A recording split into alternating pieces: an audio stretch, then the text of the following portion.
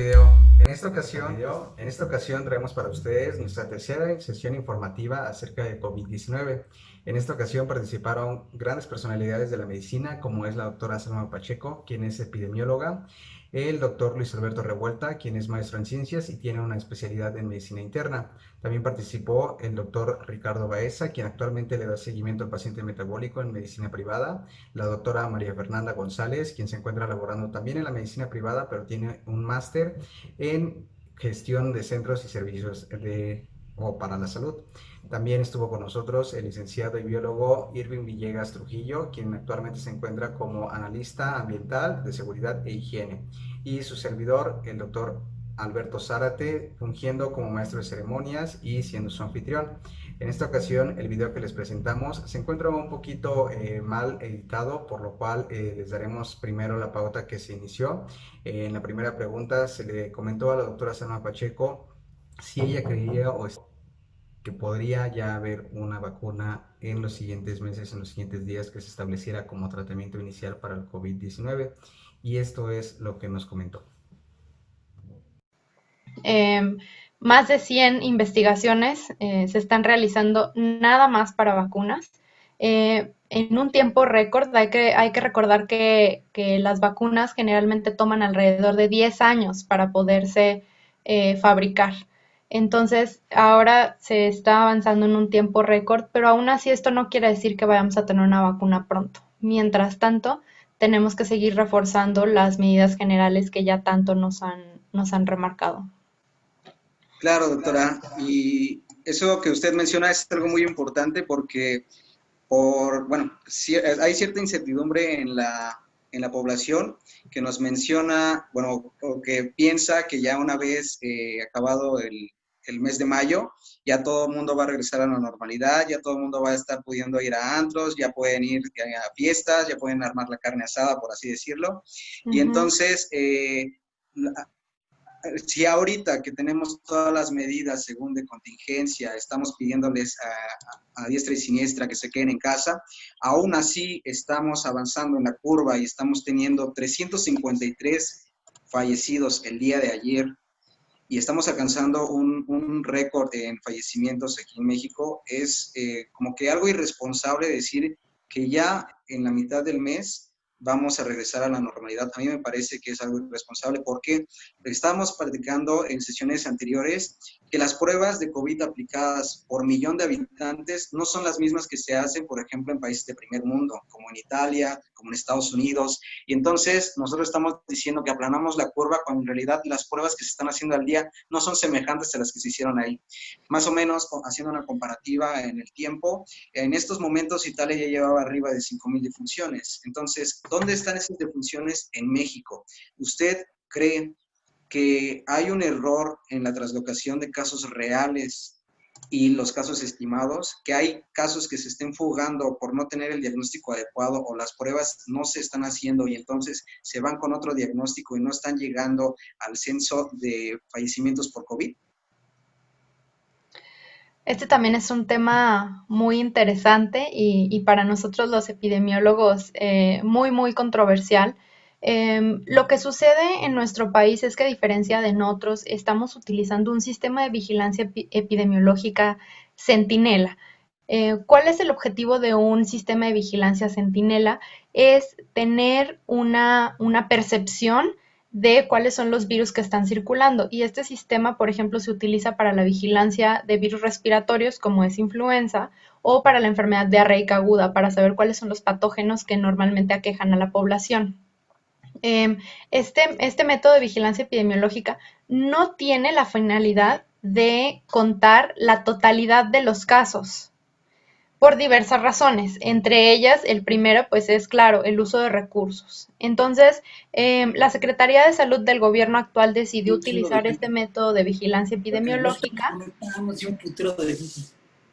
como el método de vigilancia. Entonces, para los casos ambulatorios se muestrea solamente al 10% de los casos y para los casos graves se deben de muestrear el 100%. Entonces, técnicamente los números que nosotros vemos reflejados es los casos graves y nada más 1 de cada 10 enfermos que no ameritan hospitalización. Entonces, simplemente eh, podemos hacer un cálculo muy crudo de es multiplicar ese número por 10 para darnos un algo de idea, pero con diversos modelos matemáticos y diversos métodos hay matemáticos que han estimado que incluso puede ser un número mucho mayor a 10, o sea, entre casi 30. Entonces, sí, la magnitud de esta epidemia, de esta pandemia, es mayor a la que vemos reflejada en los números diariamente. Muy bien, a eso quería llegar porque hay tal vez gente que está diciendo que hay las dos partes, ¿no? Hay gente en México que no cree que exista ni siquiera el virus, que no, que desacredita el virus, que dicen que es invento del gobierno, que se ha manipulado la información, en cuanto a que esta pandemia en realidad es nula y que se están muriendo por otros casos. Pero hay la otra parte que dice, no, es que inclusive sí existe y no nos quieren dar la información real para ya reactivar la economía de manera inmediata y perjudicar a la población. Entonces, realmente yo creo que no es ni 100% la una ni 100% la otra. Yo creo que se hizo este tipo de esquema centinela, como usted lo indica, precisamente para dar un aproximado y en cuestión de recursos, tenerlos controlados, por así decirlos, sin que afecte al bolsillo, por así decirlo, lo más que se pueda. Pero creo que ellos sí tienen números reales, o sea, sí tienen tal vez algún estimado real en el cual tal vez se duplique o triplique la cifra actual de muertos estimado.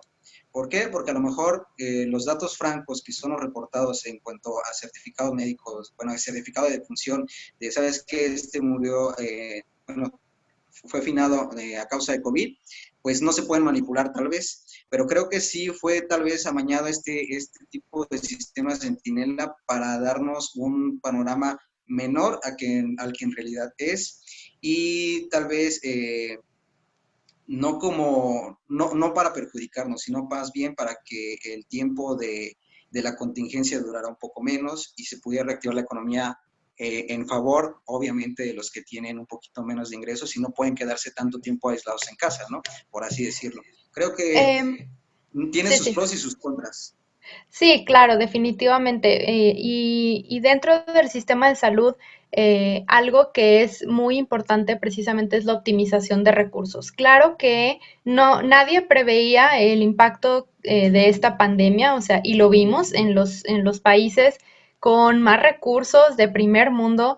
Nadie estaba preparado, a pesar de que existen múltiples protocolos de organización desde la Organización Mundial de la Salud, a través de las oficinas regionales y después a los países con los gobiernos. Siempre ese es el miedo que los profesionales de la salud tenemos o que incluso no dimensionábamos que podría pasar algo así. Y esto se vive de manera similar con los desastres naturales, por ejemplo. No es algo que estemos esperando, pero sin embargo tenemos que estar preparados. Hoy nos pega de esta forma, el país no estaba listo, incluso sigue sin estar listo a pesar de todos los esfuerzos que se están haciendo. Entonces, por una parte, pues esa fue una de las razones por las que implementaron este modelo. Y como mencionaba, este modelo no recolecta el 100% de los casos, pero definitivamente no se están ocultando los casos. Todos los casos que el personal de salud codifica o escribe en el certificado de función, en el motivo de egreso, automáticamente van a una plataforma y se contabilizan. Entonces, no es que se oculten los datos, sino que simplemente no se recolecta el 100% de una manera intencional. Adecuada, ¿no? Uh -huh. Claro, sí, sobre todo porque el conteo es muy rápido, ¿no? O sea, tiene que actualizarse el censo día con día y para que baje un censo desde el rincón más remoto de la República hacia la cabecera municipal y de ahí a la información federal, pues creo que es un tiempo muy limitado para dar todo este reporte, entonces yo creo que se está haciendo el máximo esfuerzo por llevar datos reales, sin embargo creo que la estimación a lo mejor da más de los casos que están reportados actualmente, ¿no? A lo mejor eso sí es una realidad. Entonces, regresando a la información, muchas gracias, doctora Salma, vamos a seguir participando activos y si tenemos algún comentario extra, con toda confianza. Ahora, dirigido al doctor Luis Alberto Revuelta, le habíamos comentado anteriormente acerca de la autorización para el uso de ivermectina en Bolivia. El día de hoy se autorizó el uso de ivermectina de manera ya formal como tratamiento para el SARS-CoV-2, COVID-19. Entonces, hay mucha demanda de este medicamento en ese país y se está autorizando, yo creo que muy prematuramente, ya que actualmente pues no creo que haya ya un fármaco que sea como que el estándar de oro o al que se le apueste más para llevar a cabo un tratamiento formal. ¿Usted qué opinión tiene respecto a esto? Hola, Alberto, gracias. Yo creo que al igual que pasó con los fármacos que empezaron a salir inicialmente con la hidroxicloroquina, la citromicina, entre algunos otros fármacos, se empezaron a tomar en muchos hospitales debido a los estudios y a los ensayos que comenzaron a salir. Sin embargo, pues en la comunidad médica pues sabemos que esos ensayos estuvieron mal hechos y que eran con una población muy pequeña, ¿no? Entonces, los primeros meses estuvo ocupando gran cantidad de hidroxicloroquina, empezó a haber desabasto, empezaron a haber personas que en verdad la necesitaban, que se empezaron a quedar sin el fármaco y actualmente ya están saliendo cada vez más estudios y más ensayos bien hechos comparando el uso de la hidroxicloroquina, de la citromicina y se está comprobando que no ayuda, que en verdad no se disminuye la mortalidad de estos pacientes, que al contrario incluso pueden aumentar la mortalidad y pueden aumentar los casos de lesión cardíaca. Yo creo que es lo mismo que está pasando con la ivermectina. Hay un par de ensayos igual en los que se ha observado que sí funciona, pero igualmente son ensayos todavía mal hechos, que no es que el objetivo no es comprobar todavía bien si funciona o no. Entonces, te voy a poner el ejemplo del Remdesivir, que yo creo que a todos ya nos llegó la noticia en Uno Noticias, ¿no? Que ya se aprobó por la FDA el Remdesivir. Bueno, ese es un fármaco igual que ya se vio que es activo contra el virus directamente, pero cuando ya se hicieron estudios grandes con poblaciones bien controladas, se vio que tampoco disminuye la mortalidad, que tampoco ayuda, a pesar de que la FDA, que es la asociación más grande de fármacos a nivel mundial, ya lo aprobó. Entonces, todavía hay muchas, esto va mucho para los médicos, ¿no? Hay mucho todavía por delante en cuestión de fármacos. Justamente ha habido 3 pacientes de compañeros médicos que me han comentado, oye, le mandaron la cloroquina, le mandaron hidroxicloroquina, ¿qué hago? ¿Se la compro? Los anticoagulantes también, ¿no? Darle anticoagulantes a los pacientes, que todos estos son ensayos que, como te comento, sí se ha visto algún beneficio, pero son ensayos mal hechos que todavía no tienen el nivel de evidencia suficiente para poder empezar a recomendar estos tratamientos. Y para la población general que no son médicos, es muy importante que tengan en cuenta esto, porque en las redes sociales, en los programas de televisión, etcétera, en muchos medios de comunicación se han fomentado este uso de fármacos. Cuando aún todavía no tenemos la evidencia suficiente de que funcionen y que incluso pueden ser perjudiciales. El mismo caso con la ivermectina, ¿no? La ivermectina ahorita, te digo, todavía no está ni siquiera en ensayos que ya hayan salido publicados, prospectivos. Entonces, yo creo que son todavía medidas muy precoces para llevar a cabo. Claro, claro. Y desde su punto de vista, ahorita, ¿hay alguna proyección de cuál sería como que actualmente, al menos en los estudios que usted ha consultado, que actualmente sea como que el candidato para decir, ¿sabes qué? Por aquí puede ser. Es que es lo que te menciono, ha habido candidatos de forma escalonada, ¿no? Primero salió en Remdesivir, se vio en un estudio que podía disminuir la mortalidad, pero cuando se hizo el estudio bien hecho, se vio que no. La hidroxicloroquina también, en los ensayos pequeños que se realizaron en Francia, se vio que sí funcionaba, pero cuando se reproducen estos mismos ensayos de una forma controlada y con más gente, se vio que no sirven de nada. Lo mismo con el fármaco Caletra, que es un fármaco que se ocupaba para el VIH, o que se ocupa más bien para el VIH, que tiene lopinavir y ritonavir. Igualmente, los primeros ensayos se vio que sí funcionaba, entonces ya cuando lo traslapamos a ensayos grandes con más pacientes, se vio que no funciona tampoco Entonces, lo mismo yo creo que está pasando ahorita. El siguiente fármaco, pues el ivermectina, ¿no? Es el que está ahorita proyectándose para nuevos ensayos, en el que todavía tampoco, pues todavía no tenemos ningún resultado de algún beneficio claro. Algunos otros tratamientos que están ahorita, creo que muy en boga, es una inflamación, que también se ha visto que algún cierto beneficio, pero tampoco tan claro.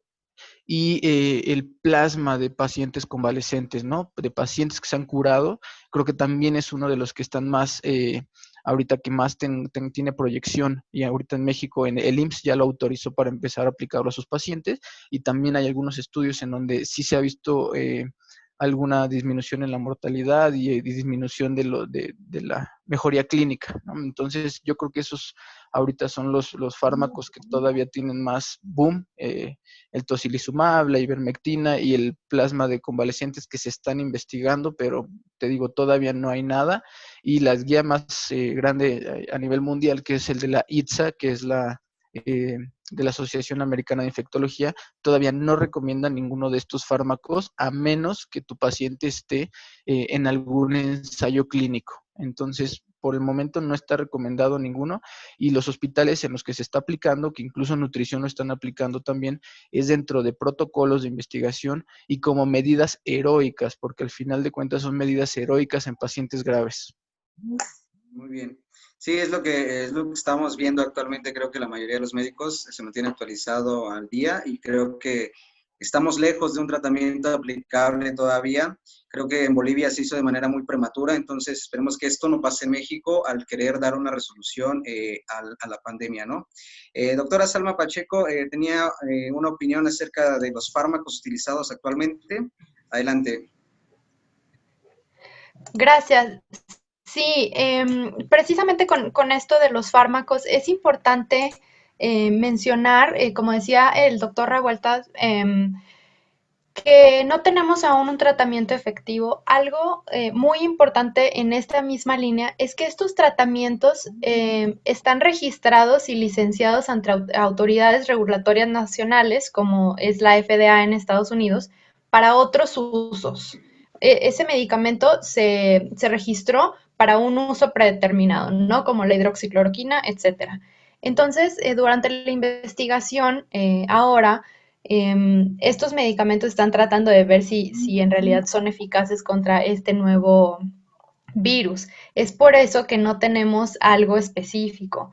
Y, por ejemplo, con el caso del Remdesivir en FDA, por ejemplo, algo que es una inquietud del público es, ¿dónde lo consigo? Mi familiar tiene COVID y quiero ir a conseguirlo. Este medicamento ha sido autorizado únicamente en Estados Unidos, e incluso el gobierno de Estados Unidos es quien tiene el control de la distribución de este medicamento mediante la farmacéutica que lo manufactura. Entonces, no es que se pueda conseguir con un uso comercial. Actualmente solamente está en Estados Unidos y nosotros no lo vamos a tener pronto si es que no es, mediante lo que comentaba el doctor, un ensayo clínico controlado en el que todo está perfectamente escrito y desarrollado. Entonces, estamos lejos de eso, por eso es que la atención se centra un poquito más en una vacuna que sea eficaz, porque de esta manera haríamos la prevención de la enfermedad, no nada más curaríamos, ¿no? Claro, entonces todo esto realmente está muy lejos, o sea, la gente ya quiere una cura, pero creo que se tiene que escalar mucho, primero hacer ensayos clínicos más elaborados, con un mayor número de muestreo y después pasar las aprobaciones de COFEPRIS para que puedan empezar a establecerse como tratamientos ya establecidos y de la FDA, como usted lo menciona, para que puedan salir y comercializarse ya como con el título, ¿no? Para tratamiento SARS-CoV-2, COVID-19. Entonces creo que estamos lejos, ahorita se le apuesta más a una vacuna, pero sin embargo yo creo que el hecho de que se estén haciendo todo este tipo de protocolos, todo este tipo de propuestas en cuanto a tratamientos, es bueno en medio de una pandemia porque al final de cuentas estamos abarcando otras opciones que no necesariamente es esperar una vacuna, ¿no?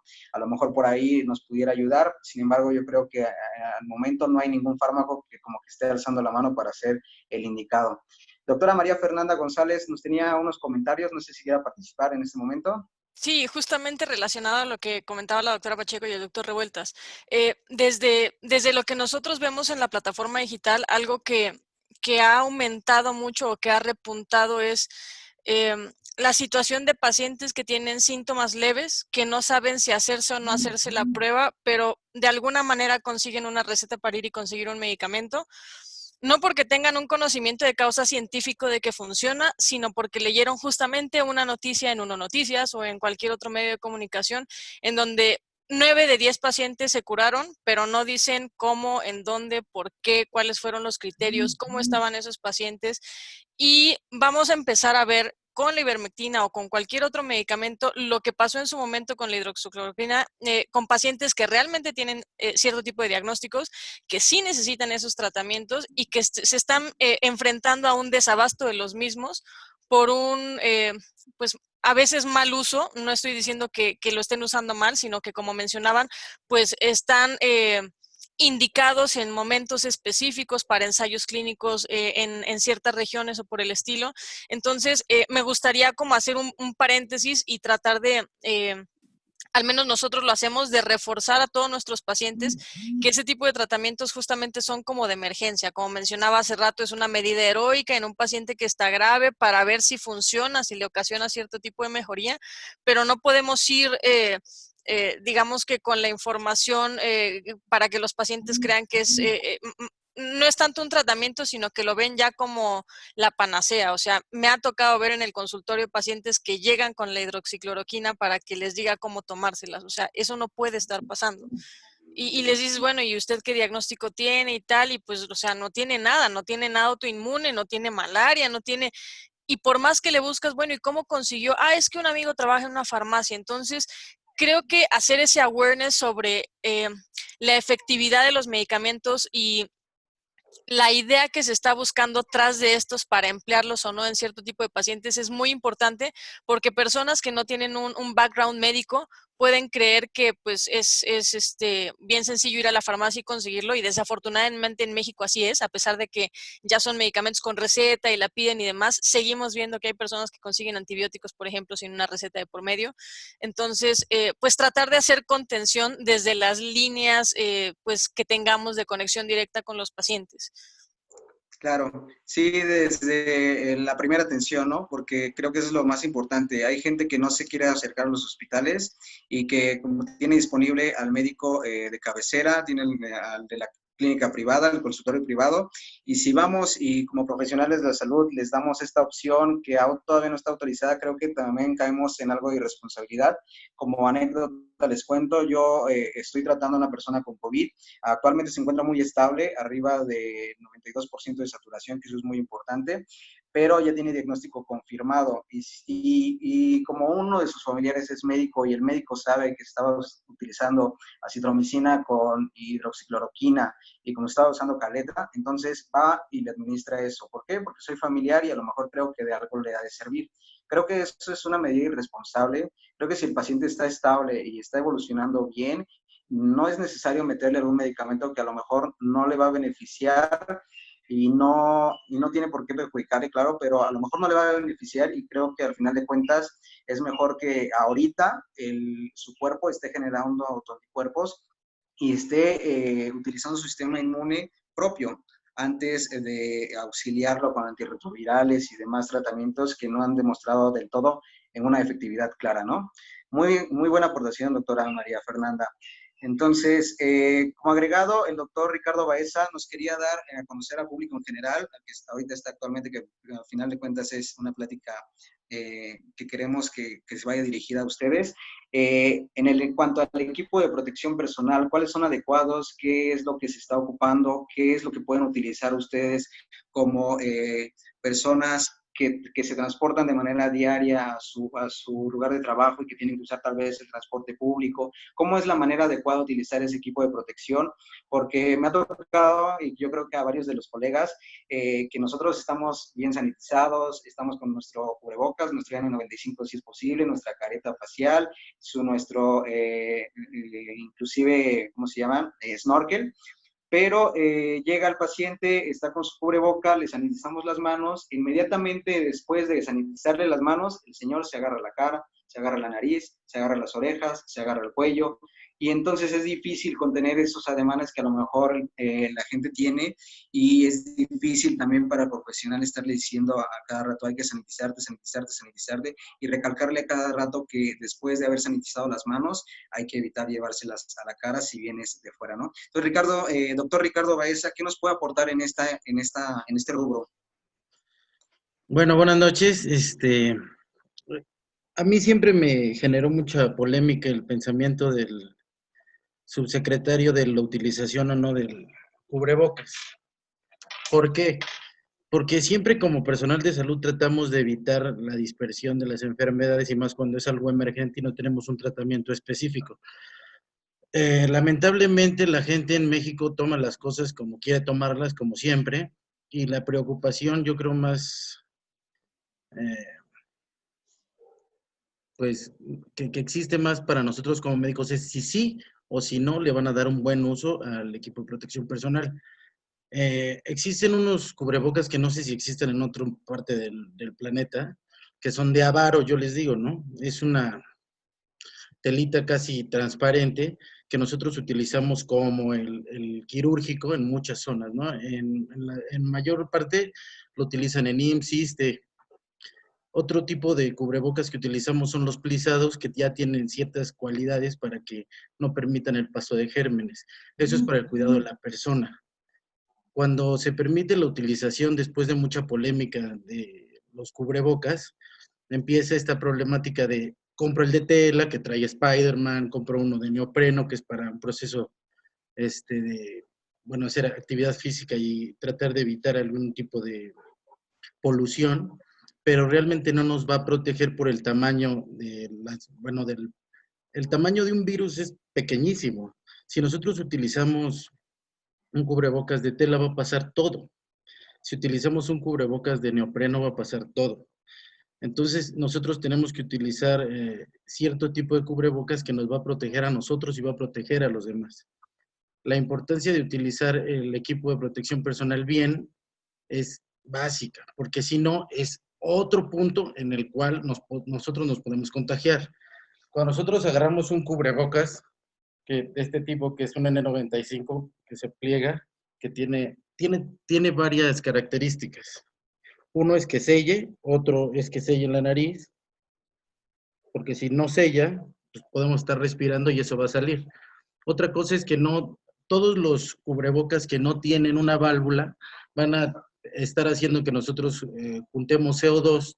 Aparte, si nosotros, el personal de salud, no estamos acostumbrados a veces a este tipo de dispositivos, las personas que no lo utilizan se sofocan fácilmente y se lo están quitando.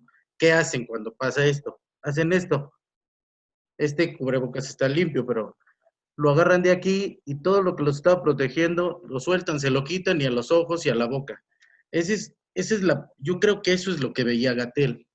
Era lo que estaba visualizando y decía, si la gente no sabe utilizar a veces cierto tipo de cosas que son más cotidianas, ¿cómo va a llegar esa curva de aprendizaje rápidamente para que en lugar de que sea un fomite, que fomite es una cosa que nos pueda condicionar una infección o la transmisión de la enfermedad?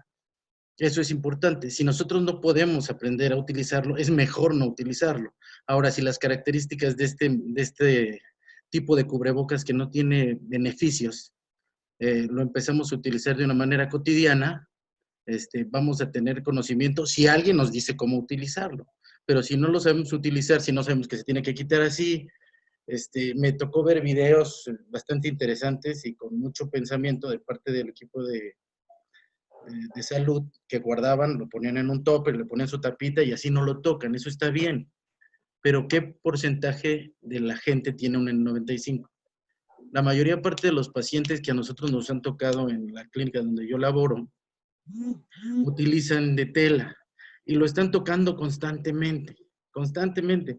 Eso a mí me hace pensar que es preferible que no lo utilicen. Ahora, todo paciente sospechoso con nosotros tratamos de pedirle que utilice un cubrebocas con ciertas características para tratar de evitar esa contaminación.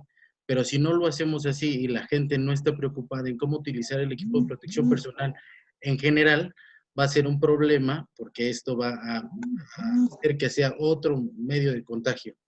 Y los guantes es otro problema. A mí me ha tocado gente que está comiendo con los guantes puestos, ¿no? Los guantes es un método de barrera que nos puede servir mucho, pero también nos puede ser terrible. Si, bueno, toda la gente, si tiene alguna pregunta sobre equipo de protección personal, yo recomendaría no utilizar guantes si no estás familiarizado con la utilización de guantes. Esa sería mi interpretación. Su aportación. Muchas gracias.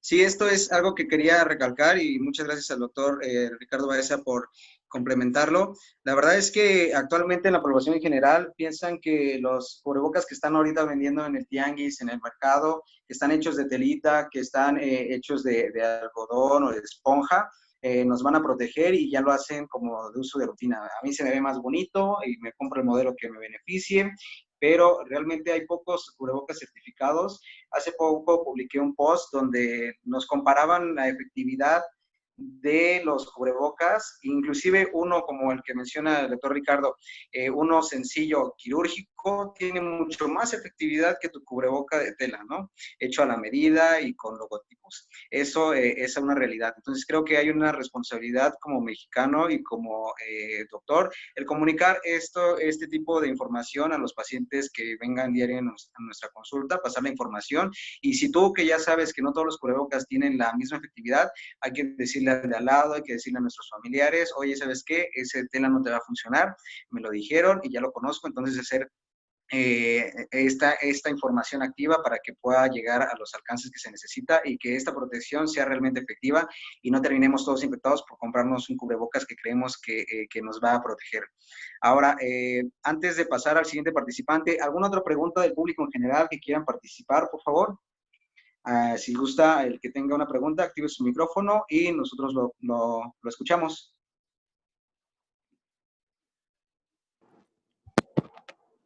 El uso de caretas y guantes de látex.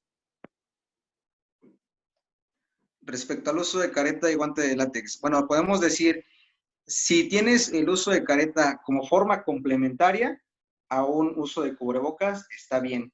Si lo vas a estar desinfectando de manera constante cuando llegues a casa, lo vas a estar esterilizando, pasándole su algodoncito con alcohol o esterilizante que tengas en casa, está muy bien. Si lo vas a traer de diario y solamente lo estás ocupando sin uso de cubrebocas, entonces no está bien, realmente no te está protegiendo de nada, salvo a la secreción o a la salida de gotitas en caso de un estornudo, en caso de una inhalación de vapores o aerosoles de una persona contagiada, así en grande masa. Pero realmente como el espacio que tiene para entrada del aire es muy grande, realmente no te está protegiendo, es como uso complementario.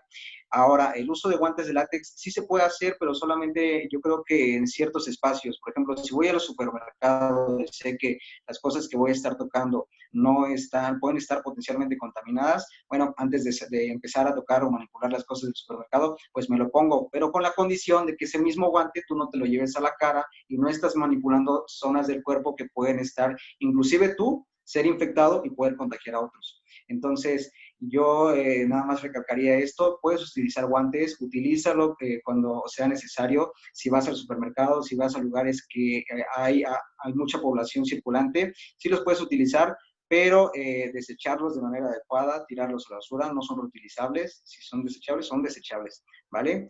Y estar evitándote manipular la cara y alimentos o algún otro tipo de sustancia o accesorio personal durante el uso de los guantes para que no disemines la enfermedad, porque si no es lo mismo que llevar tus manos al aire libre y es inclusive peor. ¿Por qué? Porque al menos las manos te las puedes desinfectar las veces que quieras, pero en el guante hay una fijación del virus, entonces ahí sí lo puedes estar potencialmente transmitiendo.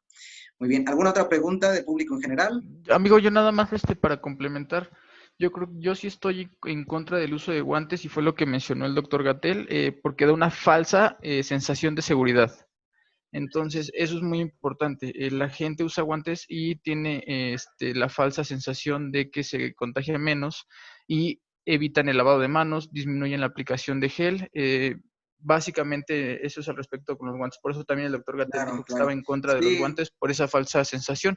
Eh, no sé si también la doctora Salma quería decir algo al respecto. adelante, doctora. Sí, claro, sí quiero decir algo. Definitivamente estoy de acuerdo en esta frase que acaba de decir el doctor Revueltas. O sea, la falsa sensación de protección. Nosotros no podemos controlar las decisiones que a final de cuentas tome la población general.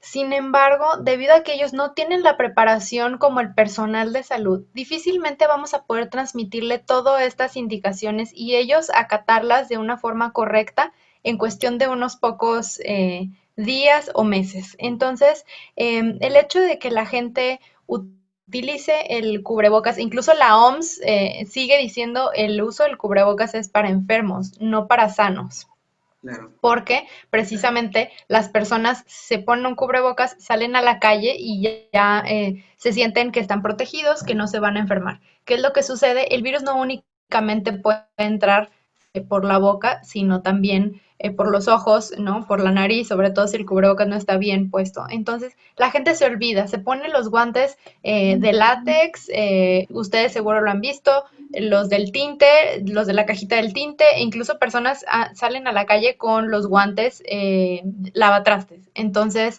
yo también soy de la idea en el que a la población general no se le debe recomendar el uso de guantes, precisamente por esto, porque no está acostumbrado a utilizarlos, e incluso es No más está efectivo preparada, ¿no? el lavado de manos, el lavado y la higiene de manos. Claro, claro que eso, vamos a homogeneizar la información, ¿qué le parece? Hasta ahorita creo que todos los profesionales de salud están de acuerdo en que el uso de guantes es más contraindicado que beneficioso para la población en general. Entonces vamos a dejarlo en que no se recomienda. No se recomienda el uso de guantes para la población en general si no está preparado para su uso adecuado, si no está listo para ello, ¿vale? Entonces vamos a dejarlo en esa información. Entonces, volviendo a contestar tu pregunta, no está recomendado, no lo recomendamos nosotros. Tanto hay personas que están totalmente preparadas para utilizar los guantes. Hay personas que es la mayoría de la población, lamentablemente, que no está preparada para un uso de guantes, ni inclusive de cubrebocas, ¿no? Entonces, vamos a tratar de evitarlo para no formar un fomite, como mencionaba el doctor Ricardo, y no hacer de esto más complicado la sanitización de manos. Mejor lavadito constante de manos, colocación de gel antibacterial y el uso de cubrebocas de manera adecuada. Un cubrebocas adecuado, obviamente, hay que informarnos cuál es el correcto, el más adecuado para nosotros, y el uso de careta complementaria si te es posible, ¿no? A lo mejor no todos lo van a tener acceso a él, pero si lo estás sanitizando correctamente, yo creo que también puede ayudar en cierta medida. Entonces, ya tenemos la participación, o bueno, ya está dentro de la sala el biólogo Irving Villegas Trujillo. Él nos tenía una parte muy importante que es acerca de la reactivación por parte de las industrias para poder empezar a reactivar la economía. ¿Cómo es que se puede hacer este proceso para la activación económica y cómo es que algunas empresas pueden empezar actividades desde antes que se lo permita la escalonada que nos mandaron el día de hoy? ¿Cómo pueden reactivar sus actividades antes, pero obviamente siguiendo medidas adecuadas? Adelante, biólogo Irving Villegas. ¿Qué tal? Un saludo a todos. ¿Sí me escucho? Sí, adelante. Perfecto. Nada, pues en relación con las actividades económicas, uno tiene que detectar a primera instancia en qué situación está en cuanto a este regreso a la nueva normalidad, así como le han llamado. En términos llanos, uno puede identificarse dentro de las actividades que se han considerado esenciales desde un momento o ser copartícipe de las actividades esenciales. Y les pongo un ejemplo. La industria farmacéutica necesita de proveedores, ya sea desde insumos hasta servicios de mantenimiento, ya sea de sus sistemas críticos, logística. Si uno es un proveedor de una actividad esencial, uno tiene las el instrumento legal para entonces poder trabajar con relativa normalidad. Y esto se logra a través de un documento al que todos los centros de trabajo están obligados a tener y que se denomina Plan de Continuidad de Negocio. Podrían encontrar una versión muy, muy cercana en la Ley General de Protección Civil, en el reglamento de la Ley General de Protección Civil.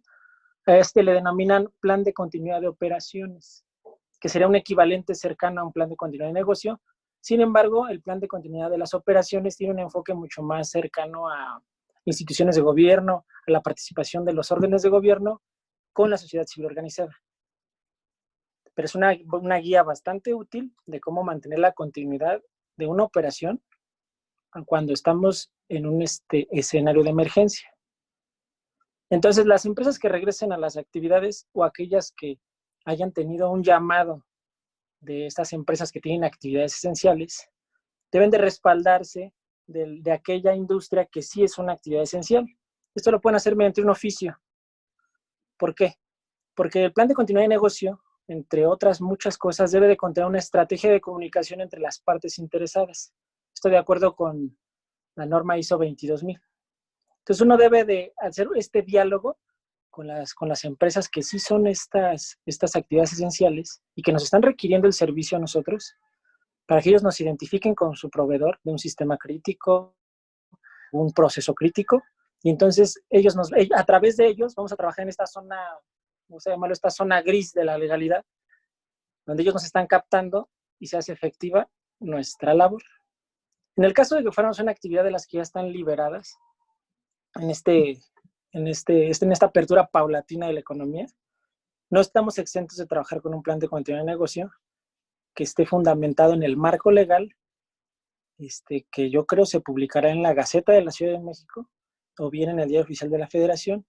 Debe estar sustentado este plan de continuidad de negocio en las directrices que nos marca el Diario Oficial de la Federación o la autoridad sanitaria competente, y debemos de tener por lo menos 3 elementos básicos. Un filtro sanitario, es decir, toma de temperatura, cuestionario de síntomas, previo al acceso del centro de trabajo. Este sería uno de los instrumentos que no puede fallar dentro de nuestro plan de continuidad de negocio. Y además esto se tiene que evidenciar. Entonces tendríamos que juntar bitácoras. Tenemos que hacer que toda la información que generemos de que estamos teniendo una continuidad de negocio sea trazable. Entonces tenemos que tener formatos. Estos formatos deben estar enunciados en este documento. Ese plan de continuidad de negocio no lo puede hacer tan complicado como uno quiera. Puede ser unas cuantas cuartillas. Pero tienen que incluir la estrategia de comunicación, la estrategia conocida como filtro sanitario que ya les comenté. Otra estrategia, estaciones de sanitización o de lavado de manos. Tenemos que garantizar que existan estas aduanas, estas suertes de aduanas, donde lavan sus manos y comenzar su actividad. Y en el transcurso de las actividades debe haber estaciones de sanitización donde las personas, pues justo en el intervalo de sus actividades, pueden sanitizar sus manos, que sería obligado. Ahora otra cosa. Una vez que ya tenemos este segundo componente, necesitamos nosotros además tener una estrategia de participación de las partes interesadas. Tenemos que estar comunicando a todo el personal con capacitación, puede ser con infografías, puede ser en medios electrónicos. Tenemos que tener que a todos les llega la información de por qué estamos trabajando y cuál es la condición en las que está operando el centro de trabajo. Finalmente, el último ingrediente importante de este plan de continuidad del negocio o de las operaciones a gusto de cada quien es ¿cómo describirlo? Tenemos que generar con todas las partes interesadas que tenemos una priorización de aquellos procesos que son críticos para nuestra organización y de aquellos que aún cuando ya tengamos permitido volver a las operaciones se pueden hacer de manera remota. Porque el volver a las operaciones del centro de trabajo también tiene que ser paulatino. No puede regresar todo el centro de trabajo, o sea, los que componen el centro de trabajo no pueden regresar de un solo golpe. También tiene que ser en una escalada. Entonces, iniciar nosotros priorizando con nuestros procesos operativos clave. Los procesos operativos clave ustedes los van a identificar porque son los que son el deber ser de la empresa. Procesos de apoyo pueden hacerse desde teletrabajo y esto además debe quedar documentado de cuál fue la lógica con la alta dirección de la priorización de los procesos clave. Todo esto se integra en este documento y esa es una herramienta legal que nos va a permitir trabajar de manera congruente con los órdenes de gobierno y garantizar así la continuidad de nuestro negocio. Muchas gracias.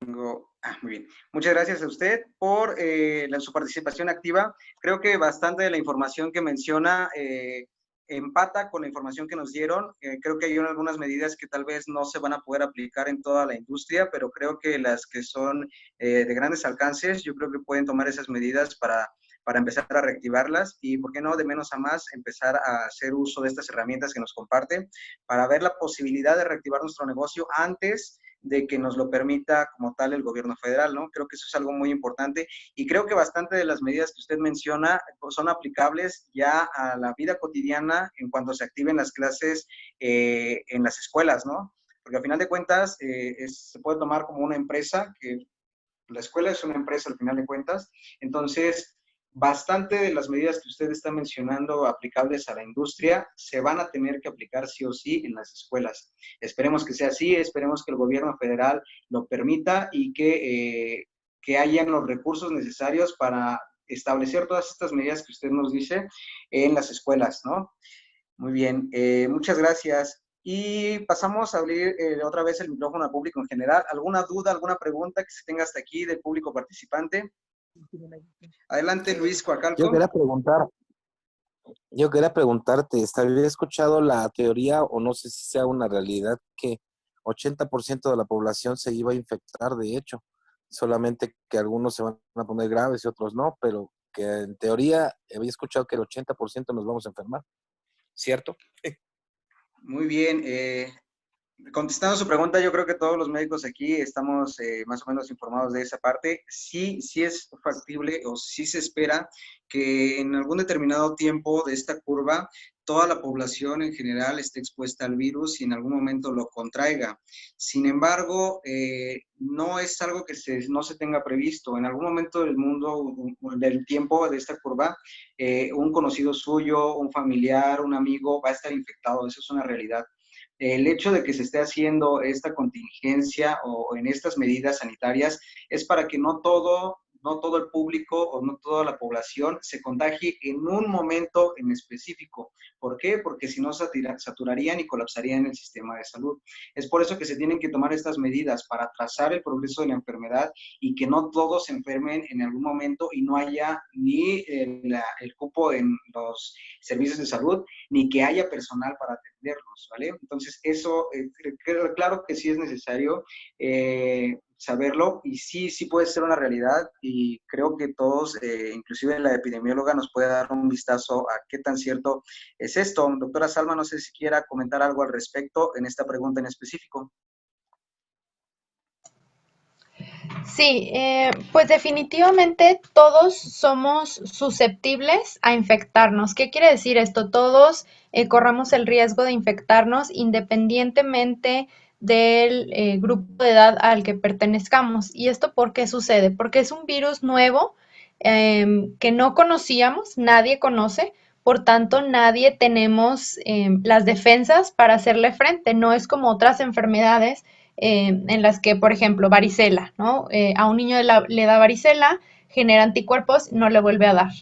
Entonces, nosotros no conocíamos este virus, nadie estaba preparado, el cuerpo no está preparado, entonces sí, todos corremos el riesgo de infectarnos en cierto momento. ¿Qué es lo que sucede? Que de acuerdo a los casos que se han visto en otros países, la mayor parte de estos casos, el 80%, se trata de formas leves, es decir, de pacientes que se enferman, pero que no ameritan hospitalización, no ameritan ir al hospital. Generalmente solos, pasa como un cuadro respiratorio, como una gripa. pero entre el 15 y el 20% de estos pacientes sí van a meritar ir al hospital por la gravedad. Y de estos que van al hospital, un 5% aproximadamente va a ameritar los servicios de terapia intensiva, es decir, se va a complicar aún más. Entonces, sí es de toda la población tiene el riesgo, es por eso que hacemos tanto énfasis en las medidas generales, porque en realidad nadie está exento de infectarse. Muy bien. Entonces, excelente aporte. Muchas gracias por su pregunta, Luis Facalco. No sé si hay otra pregunta, sino para pasar a una que me mandaron de manera textual. ¿Preguntas? Yo tengo una pregunta para Irving. Irving, una pregunta para el tema alimentos. La COFEPRIS va a ser el que va a hacer el régimen ahora en este plan de contingencia a reestructurar toda la parte cuidado y manejo de alimentos en tema restaurante, hotel. Todo eso se va a reestructurar o va a seguir igual, pero con puntos específicamente para seguir en cada una de las empresas. Adelante. Bien, sí, es una muy buena pregunta. Sí, la COFEPRIS ya tenía pensado, de hecho, antes de la pandemia, homologar algunos criterios entre la industria veterinaria, la industria alimenticia, la industria de los cosméticos. Entonces ya venía fuerte, ya la intención de la COFEPRIS era subir los estándares de regulación que maneja. Sin embargo, pienso que al iniciar esta reescalada en las actividades económicas, lo fuerte va a ser en cuanto a las medidas que tengamos de mitigación o de contención de un posible contagio. Y te lo digo en el sentido porque la COFEPRIS como tal en esta situación no es autoridad para llegar a un establecimiento, y por no tener estas medidas de sana distancia, de higiene y eso, ellos directamente no pueden hacer un cierre del centro de trabajo. Pues, ¿cuál es la lógica que va a usar la COFEPRIS ahora para mejorar estos estándares? Lo va a hacer a través de otras dependencias. Es decir, a través de una inspección de seguridad y higiene de la Secretaría del Trabajo. Es decir, la COFEPRIS puede llegar al centro de trabajo, puede encontrar alguna desviación. Esta desviación, él no es un actor que pueda levantar una multa, una sanción. Entonces, pero lo que sí puedo hacer es canalizarte a la Secretaría de Trabajo para que te hagan una inspección de seguridad y higiene, y que a través de esta inspección de seguridad y higiene tú seas acreedor a una sanción por no presentar un plan de continuidad de negocio en medio de un contexto o en un contexto de pandemia. Otra vía que tienen también es hacerlo a través de Protección Civil. Es decir, ellos encuentran alguna desviación, no son la autoridad competente para levantarte alguna multa, alguna sanción, y entonces lo que hacen es que te mandan una inspección de Protección Civil. Entonces, la entidad de Protección Civil, si es un actor, te puede llegar al centro de trabajo, observar las condiciones de higiene que no se estuvieran cumpliendo en este caso, y hacerte de una sanción, hacerte acreedor a una sanción. Espero que haya respondido a tu pregunta, quedo atento a tu comentario. Ok, muy bien. Espero que haya quedado más o menos contestada la pregunta. Para darle cabida a la siguiente pregunta, muchas gracias por la resolución y por la pregunta, claro está. Aquí tenemos una pregunta textual que no me quiero atrasar con las preguntas que nos han llegado en texto. No sé si nos quiere ayudar a resolverla. Primero, el doctor Ricardo Baeza, que nos dice cuánto dura el virus en algunas superficies como plástico, como metal, suelas de zapato, cartón, carros, y si es necesario cambiarse al llegar a casa por que el virus se haya impregnado en la ropa. Adelante, doctor. Bueno, yo leí un artículo hace como 20 días y leí un artículo hace 2 días de Lancet. Uno decía que podían vivir, dependiendo de la superficie, el cobre hasta 4 horas, en superficies cristales o acero inoxidable hasta 72 horas. Pero el artículo de Lancet, viendo las tablas, maneja duración de hasta 7 días en cristal y en metales. Claro que el artículo de Lancet ya tiene más constantes de características climatológicas, ¿no? Dependiendo de esto, siempre va a determinarse si sí o si no va a durar más el virus, al menos lo que se refiere en el artículo, ¿no? Lo importante de cambiar, o bueno, a lo que mencionas de cambiarse o no cambiarse, yo creo que todos vivimos en constante paranoia. Yo soy uno de ellos, yo empecé a cambiar mucho de equipo de protección personal. Primero compré un N95, luego compré otro, luego compré una mascarilla con filtros intercambiables, luego compré otro y ahorita tengo una super mascarilla con goggles y parece que yo estoy en la unidad de terapia intensiva. Aunque sí tenemos rotación de pacientes, no estamos expuestos a algo que nosotros conocemos como aerosoles como médicos, y ahí es cuando tenemos mucha exposición, por decirlo, ¿no? A ojos, a nariz y a boca. Por eso las personas que estén en esos medios sí tienen que tener mucho cuidado con la ropa. Por eso se utilizan batas y se utilizan trajes tipo Type 400, que son los trajes que son repelentes para que no estén teniendo la ropa, ¿no? O sea, que no esté teniendo el virus en la ropa. En la ropa dura más o menos 24 horas, y eso sí coinciden los dos artículos. Es importante, si tú eres una persona que sales a trabajar y trabajas con mucha gente y existen sospechosos, en lo personal yo sí me cambiaría. ¿Por qué? Porque al menos yo sí vivo con una persona que es de riesgo, que tiene 73 años, que es mi suegra, y busca uno tratar de evitar el riesgo para ella. Yo soy obeso, yo estoy gordo, o sea, yo tengo un riesgo alto porque estoy constantemente inflamado, ¿no? Y eso a mí me hace que yo llegue a casa y me cambie para proteger eso, porque yo sí llego a estar en exposición con muchos pacientes, los toco, estoy cerca de ellos, inclusive llegamos a tener cirugía y no sabemos, aunque le hagamos la prueba al paciente, si es o no es portador. Tal vez se hizo la prueba el lunes y nosotros lo operamos el jueves y en ese lapso se contagió, pasaron los 3 días y ya es contagioso y ya estuvimos expuestos, ¿no? Entonces, la importancia es el cuidado dependiendo de tus características de exposición. O sea, si tú eres una persona que no sales, pues no es necesario que te cambies la ropa. Y si vas al pan y no había nadie en la panadería, pues no creo que sea necesario el cambio. Importante, cuidar tu calzado, ¿no?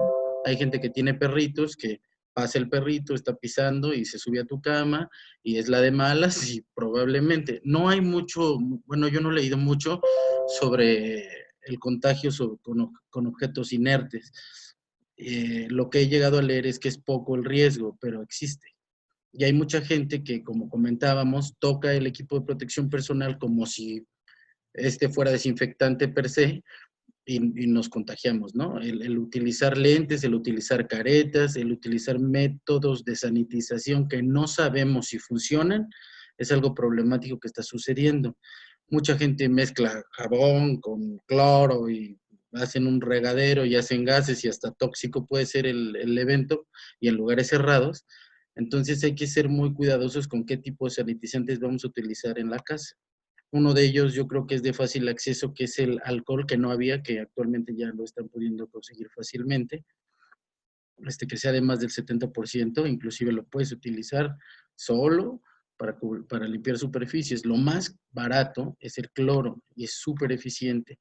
Lo más fácil para las manos y que menos te va a hacer daño es el jabón. Entonces, utilizando jabón para nosotros, utilizando para las superficies que no se vayan a afectar por el cloro, podemos hacer una dilución de 1 en 99.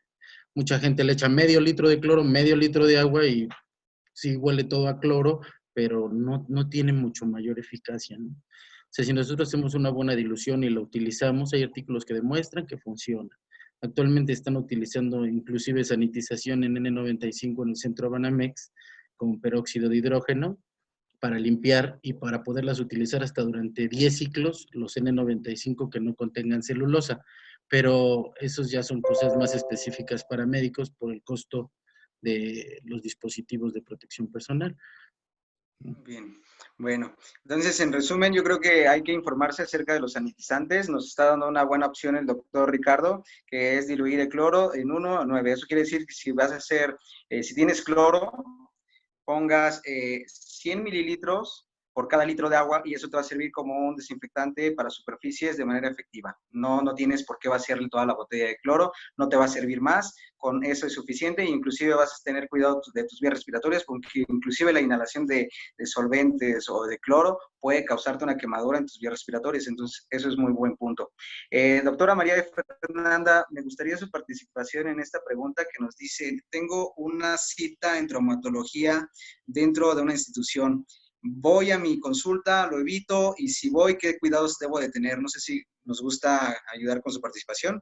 Claro, esta es una pregunta súper interesante y muy importante porque, o sea, al final, independientemente de la pandemia, va a haber consultas y va a haber urgencias que no podemos demorar su atención por el miedo a contagiarnos.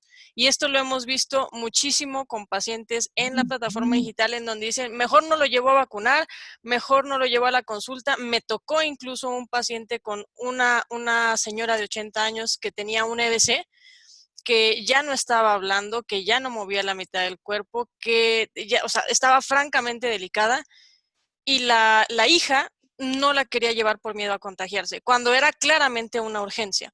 Entonces, mi recomendación en este sentido sería, si usted tiene esta cita, pues porque le van a quitar un yeso, porque van a hacer un procedimiento, porque es algo a lo que se le tenga que dar un seguimiento que no sea postergable, hágalo, pero hágalo tomando pues las medidas de protección necesarias, ¿sí? Si sale, lávese las manos antes de salir de casa, en el trayecto puede hacer uso de gel antibacterial si llega a tocar alguna superficie, de preferencia no lo haga, el uso de botones de elevador, de barandales de escaleras, de los pasamanos de quizás de metro, de medios de transporte público, y si lo hace, bueno, hágalo y nuevamente alcohol antibacterial o lavarse las manos.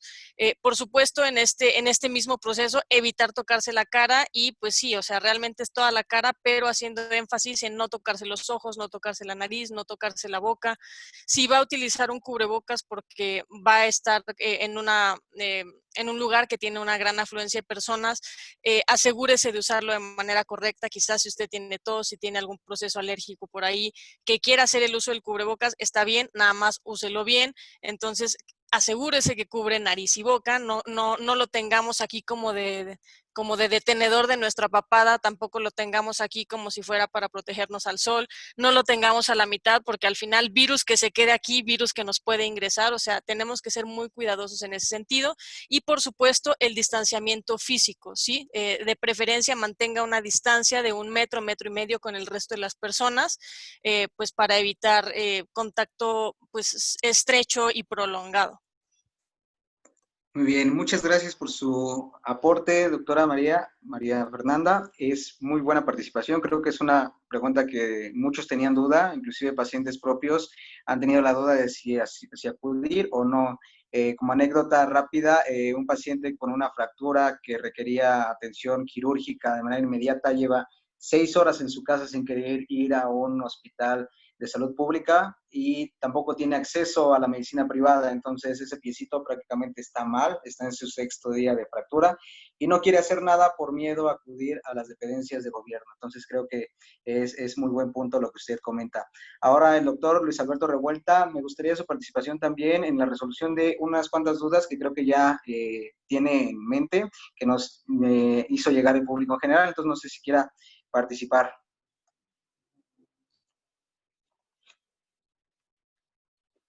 Hola, bueno, aquí contestando la pregunta que dice que si una persona que ya se curó tiene probabilidad de que vuelva a tener una recaída o de adquirir el virus.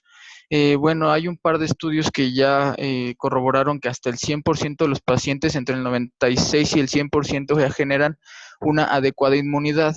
Todavía es muy temprano para saber qué tanto tiempo nos va a durar esta inmunidad, porque pues no los han seguido todavía a tanto tiempo. Lo que es un hecho es que sí hay un porcentaje, aunque muy bajo, un 4 o 5%, que no generan esta inmunidad como los demás pacientes y que son los susceptibles a una recaída, ¿no? O que vuelvan a adquirir el virus. Sí hay casos, ya se demostró en todo el mundo que sí ha habido recaídas, no se sabe si por falta de inmunidad o porque no se limpió, por así decirlo, por completo el virus, pero es bajo el porcentaje, es menos del 5% que puede haber una recaída por este porcentaje de inmunidad que genera el virus. Y contestando a otra preguntita muy sencilla abajo que dice que si hay algo para elevar las defensas, no hay nada, no hay ningún fármaco para elevar las defensas o que nos proteja del virus, ¿no? Fuera de las medidas que ya se comentaron. Los factores de riesgo que hacen que se infecten más y de mayor gravedad, pues es la obesidad, la hipertensión y la diabetes. Entonces, si tú no eres obeso, si controlas bien tu hipertensión y tienes una diabetes bien controlada, pues son los factores que más te van a proteger de una enfermedad grave. Y nada más, amigo. La doctora Fernanda quería agregar algo a este comentario. No, doc. Tenía la mano levantada para la pregunta previa. Ok, muchas gracias. Y el doctor, bueno, el biólogo y analista en seguridad ambiental e higiene nos quiere aportar algo extra. Saludos. Comentan allí en una pregunta que a qué se refiere esta situación de buen semáforo. Entonces, bueno, la lógica es que esto se hizo famoso dado un documento que envió primero el gobierno de la Ciudad de México. Es una propuesta de un plan de regreso, de vuelta a la normalidad. Así es como se les conoce, nada más que estos le pusieron a la nueva normalidad. Y tiene sentido. Pero, ¿cuál es la lógica? La lógica es que la pandemia se comporta de manera asimétrica en algunas ciudades. Es decir, por ejemplo, en la ciudad de Monterrey se está comportando de un modo pues, muy mesurado comparado con el Valle de México. Entonces, hay empresas que tienen, por ejemplo, interacción entre la ciudad de Monterrey y la Ciudad de México, o Cuernavaca y la Ciudad de México, o el Estado de México y la Ciudad de México. Entonces, aunque no hay una condición homogénea de cómo se está comportando la pandemia, se prevé que la escalada deba de ser paulatina, de tal suerte que cuando la actividad económica se restablezca por completo, tenga esta universalidad en los escenarios pensados en la epidemia. ¿A qué se refiere con esto también del semáforo?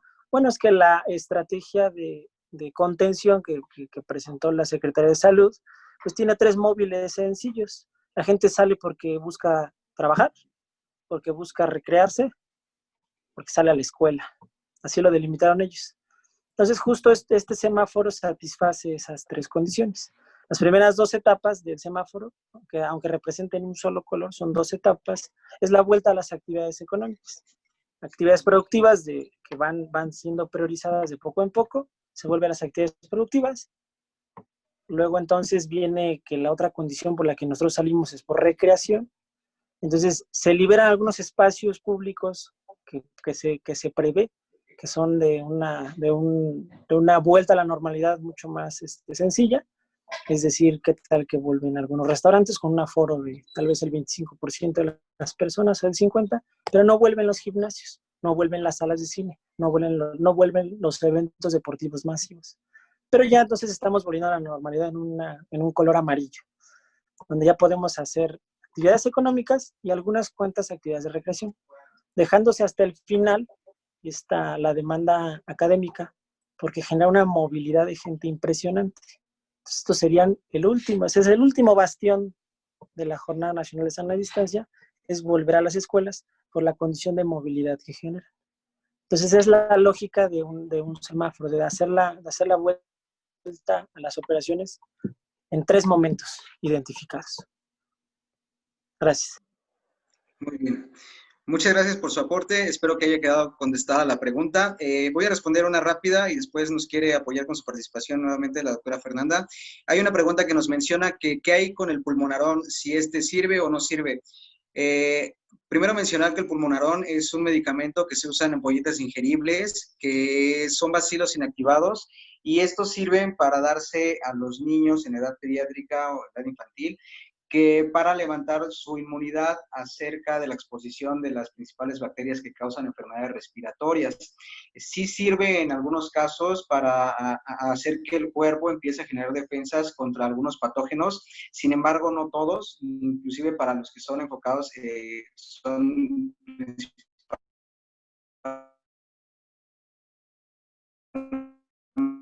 enfocados a bacterias, no a todas las bacterias, porque bacterias sí pueden estar incluidas que se dan de manera ingerible.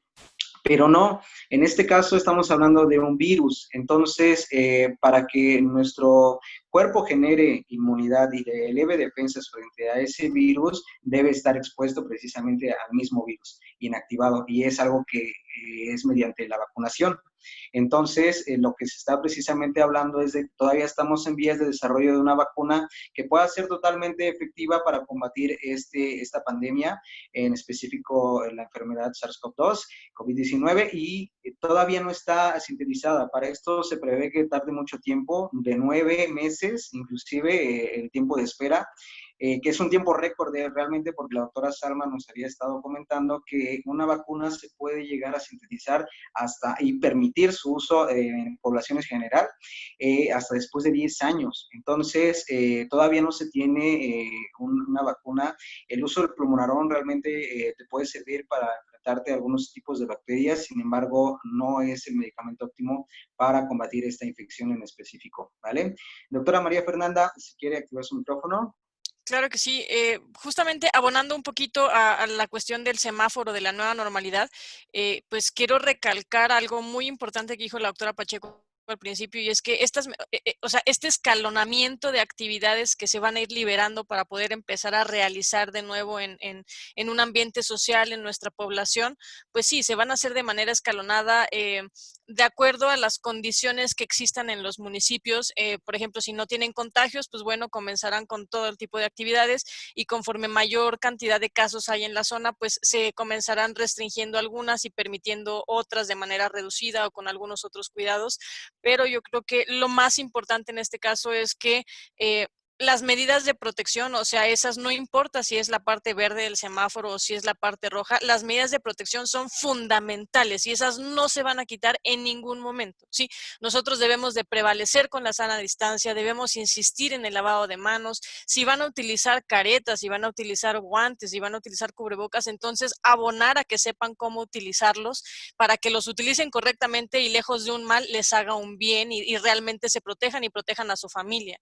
Yo creo que eso es como lo más importante de esta situación escalonada de actividades. Muy bien. ¿Usted en particular podría dar resolución o comentarnos acerca de algo que nos mencionan también, de por qué a partir del uso de cubrebocas en mi plantilla de trabajadores hay menos rendimiento? ¿Por qué se da esto? Y si hay una manera de evitarlo o hay una manera más efectiva de reactivar sus actividades con el uso de cubrebocas. Pues realmente no he leído algo específico al respecto. Algo he visto que tiene que ver con lo que mencionaba el doctor Baeza, y es que pues al momento de estar utilizando el cubrebocas, las personas que no están acostumbradas pueden sentirse aprisionadas por tener pues la vía respiratoria pues medianamente obstruida, en donde no tienen la ventilación adecuada, en donde no existe una ventilación, no nada más la ventilación del paciente de inhalar y exhalar aire, sino la ventilación del lugar de trabajo. No hay una ventana abierta, no existe esta circulación de aire, de manera que pues se vuelve algo monótono, acalorado, insuficiente, en donde los pacientes empiezan a desesperarse y se desesperan, pues a lo mejor no porque no lo sepan usar, sino porque ya están desesperados de su uso, y entonces lo primero que hacen es, ¿no? Y ya lo agarraron y ya se lo bajaron y ya 3 minutos después lo vuelven a poner, y pues bueno, ya no tuvo la efectividad tan alta que podría haber tenido en un momento determinado.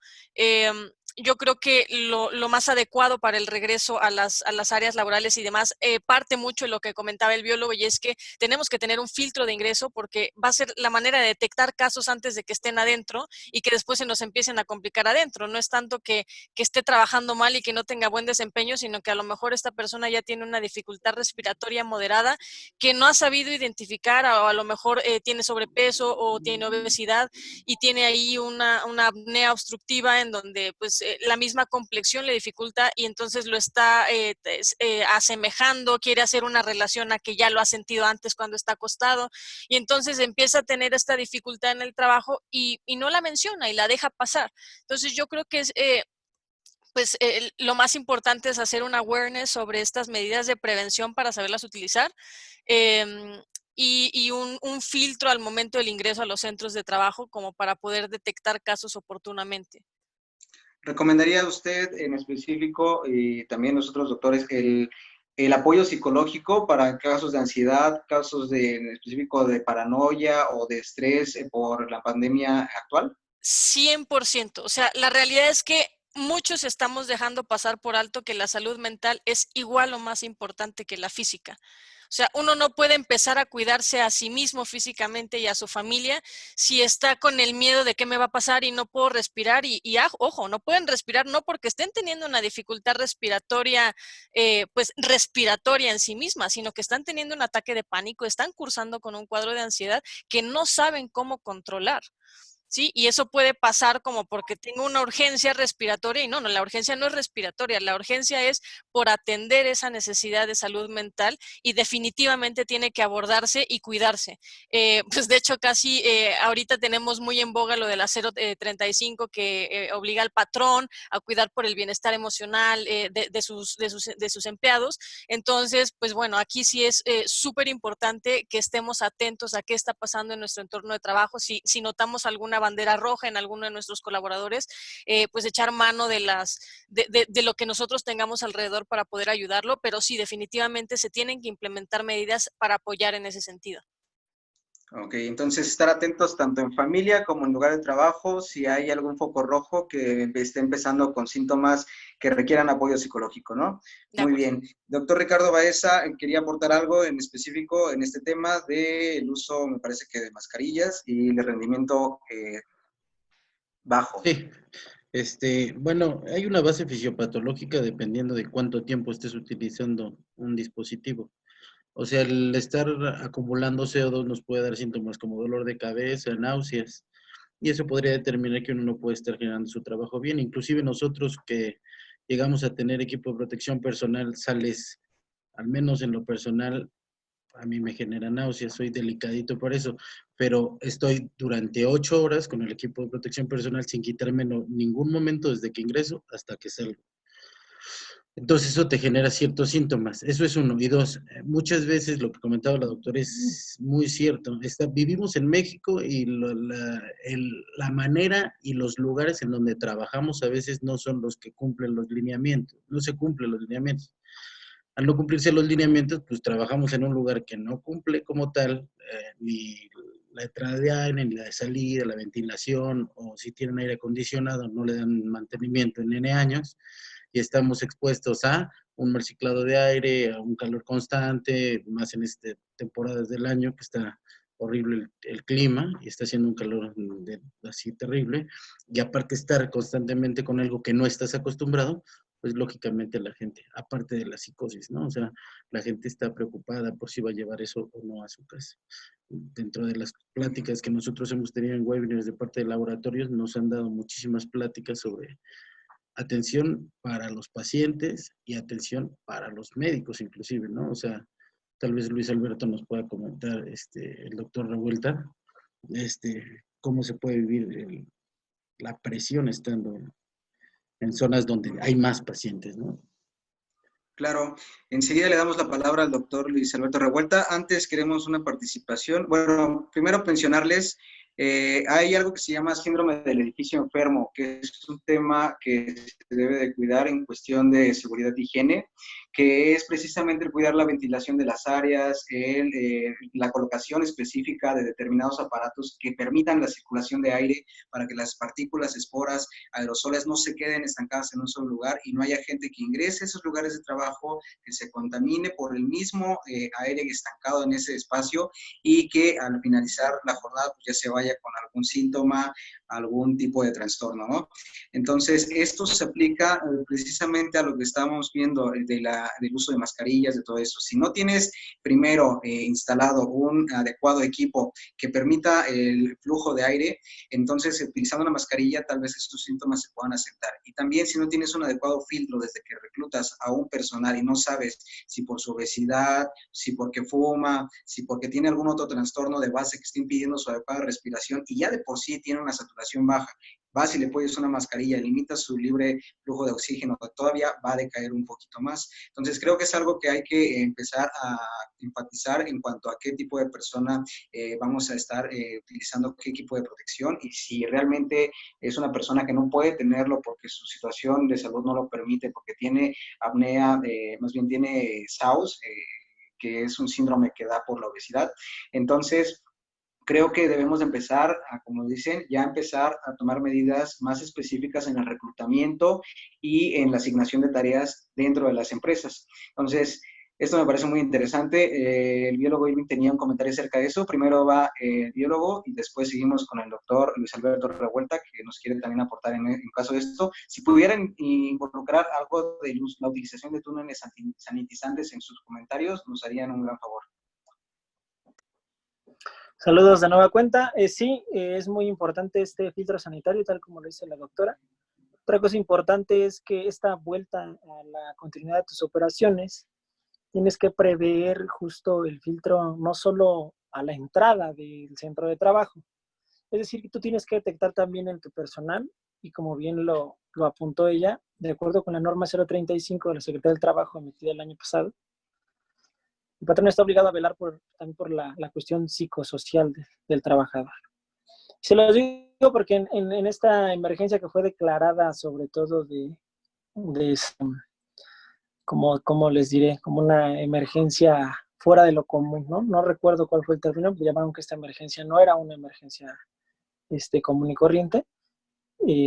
Entonces, el trabajador no está obligado a regresar a la continuidad de las operaciones si él cree que su salud mental o su salud somática se pueden ver en riesgo. Entonces, el filtro se debe de hacer desde antes, se debe hacer con una estrategia de comunicación con los trabajadores, de saber quiénes están también aptos para regresar al centro de trabajo,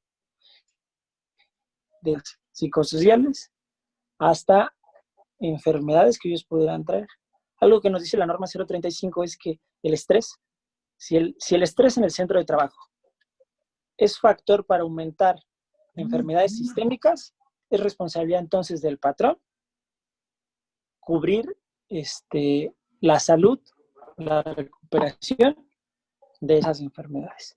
Entonces el filtro sanitario este filtro sanitario tiene que hacerse más allá de la inmediatez de la entrada, de decir, no pasas hoy porque hoy tienes temperatura de 38 grados. No. Es decir, los adultos mayores que pertenezcan a nuestro centro de trabajo tendrán que ser también los últimos en volver a esta continuidad de las operaciones, o con los mayores cuidados o con ciertas reservas. De lo que mencionaban de la ventilación industrial, perdón, de la ventilación en los centros de trabajo, esta por lo general debe de ser en una oficina, solo como comentario, de 14 a 26 cambios de aire por hora para que el edificio se considere sano. Hasta aquí. Muy bien. En cuanto a al beneficio de los túneles sanitizantes que ya se están poniendo de moda por todos lados, que vemos en la entrada de los centros comerciales y que yo creo que van a empezar a implementar una vez que se vaya a dar esta escalonada en la reactivación económica, ¿qué tan efectivo puede ser? Ya hay evidencia de si el virus está en el aire, si inclusive el hecho de poner esos túneles sanitizantes puede concentrar inclusive más el virus, o qué es lo que puede producir. Yo creo que esto es una parte muy importante, la que tiene dudas el público general, pero antes de resolver esa duda, o si nos puede ayudar también a resolver esa duda, el doctor Luis Alberto Revuelta quiere hacernos unos comentarios y resolver algunas dudas del público en general. Adelante, iba a contestar las últimas dos preguntas, amigos, si quieren terminar primero lo de los túneles. No, adelante, vamos a darle cabida a la resolución. Ok, una pregunta que hicieron fue acerca de la vitamina D, acerca de pues el rol que juega en este momento, ¿no? Dos cosas principales ahorita. La vitamina D se sintetiza a partir de los estímulos de la luz ultravioleta que recibimos del sol, Y efectivamente, para empezar, los mexicanos manejamos niveles más bajos de vitamina D. Eso es un hecho, todos los mexicanos no estamos expuestos a las cantidades adecuadas de sol. Y acaba de salir un estudio en donde en Italia y en algunos países europeos los niveles de vitamina D son extremadamente bajos. No vamos a hablar ahorita de la osteoporosis y esas otras consecuencias de los niveles bajos de la vitamina D, pero sí es un hecho que tenemos niveles bajos. Ahora, en cuanto a su utilidad, en cuanto a la infección respiratoria, ahorita salieron un par de igual de revisiones que están extrapolando resultados de la pandemia de la influenza y de algunos efectos que tiene sobre el resfriado. Los resultados son muy contradictorios. Sabemos que la vitamina D tiene un efecto inmunomodulador, pero no se le ha encontrado un beneficio contundente sobre la prevención o el tratamiento de ninguna infección respiratoria. Entonces, no, por el momento no hay ninguna evidencia de suplementar a los pacientes solamente con el fin de prevenir la infección. Obviamente tendrán alguna otra indicación para suplementar, como lo es la osteoporosis o la descalcificación. Entonces, no, por el momento no hay que dar suplementación a todos los pacientes de vitamina D. Y la otra pregunta que hicieron es acerca del factor de transferencia. Digo, con todo respeto, yo también salí del Politécnico, pero el factor de transferencia es una molécula que ni siquiera saben si existe o no existe. Entonces, es lo mismo que tomarse un té de manzanilla, ¿no? Entonces, no hay ningún estudio que avale su uso. Entonces, no, definitivamente no sirve para nada. No sé si hay alguna otra pregunta. Sí, doctor Luis Revuelta, no sé si sepa algo, nos preguntaban por ahí, es una pregunta atrasada, de si ya hay algo en las lecturas científicas acerca de la presencia del virus en el aire, no solamente en aerosoles, no solamente en gotitas de secreciones, sino si ya hay algo de evidencia de si el virus o no está presente en el aire. Ok, esa pregunta está padre. Digo, en el aire ya se corroboró que dura alrededor de 3 horas el virus viable, es decir, que pueda ser contagioso. Y se acaba de salir un estudio en donde en diferentes lugares de un hospital se tomaron muestras de aire para ver qué tan viable había el virus. Y se demostró que los únicos lugares en donde está viable el virus son 2 metros cerca del paciente y en el área en donde se cambian los médicos. Eso es súper importante porque ahí es en donde generalmente los médicos se pueden contagiar. A 2 metros del paciente y en el área donde se cambian los médicos, ahí es en donde el virus está presente en el aire. Fuera de eso, investigaron en el área de enfermería, en el área de, pues, donde están las oficinas, ahí no hay virus, ahí no, obviamente, en el contexto de que, pues, no haya una persona, pues, contagiando, pero el virus parece ser que no permanece, en todos los lugares tanto tiempo, a menos que sea en lugares cercanos al paciente que esté enfermo. Muy bien, muchas gracias. Acerca de los túneles sanitizantes, ¿nos quiere mencionar algo la doctora María Fernanda González nuevamente?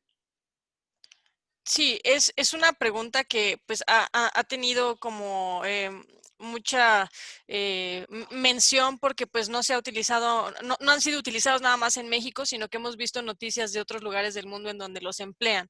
¿Cuál es la función de este sistema automatizado? Pues digamos que rociar solución desinfectante en aerosol sobre las personas que pasan a través del túnel. Sin embargo, en el caso de México, la Secretaría de Salud pues, sacó una declaratoria a principios de abril, si mal no recuerdo, en donde explicaban que no existe evidencia sobre que estos sistemas realmente sean eficaces para desinfectar contra este nuevo coronavirus. ¿Y por qué?